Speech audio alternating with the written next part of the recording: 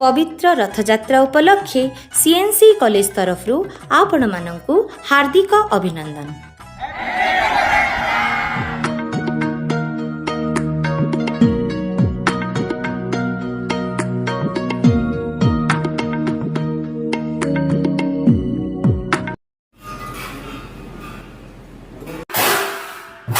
आपण जो दृश्य देखुंती ताहा केउ मंदिर नुहे कि केउ मठ भी नुहे, ए होछि गोटे चिकित्सालय।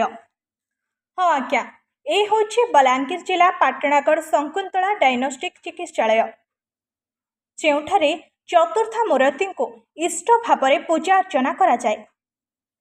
एठारे स्वयं विराजमान करिसेंती तीन ठाकुर। प्रत्येक दिन महाप्रभु को सबु नीतिकांति को पालन करा जाए एही चिकित्सालय रे।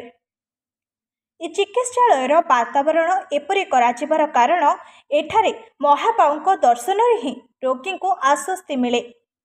रथयात्रा उपलक्षे एही चिकित्सालय रे नाम संकीर्तन काली कराଯାଇଥିଲା। एक अपूर्व दिव्य कार्य अनेक स्थानीय लोक जोग देथिले। नमस्कार, जय जगन्नाथ। आपन को एजाक आसी केमती अनुभूति होची? बहुत भल लागुचे।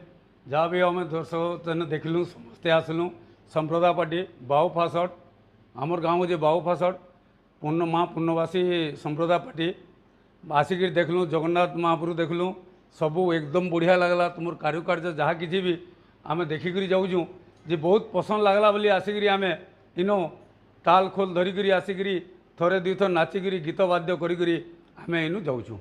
गत थर भी किसी आईसथिले किसी ए जगह रे उत्सव होइतला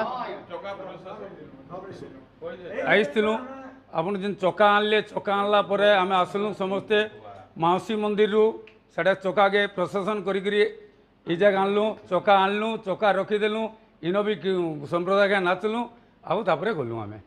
जय जगन्नाथ। जय जगन्नाथ। आपन को ए जगह आसी केमती अनुभूति होची? बहुत सुंदर अनुभूति होची। मु जड़े पाटनागढ़ कलाकार आउ एटा जड़े गोटे घर एटा गोटे चिकित्सालय।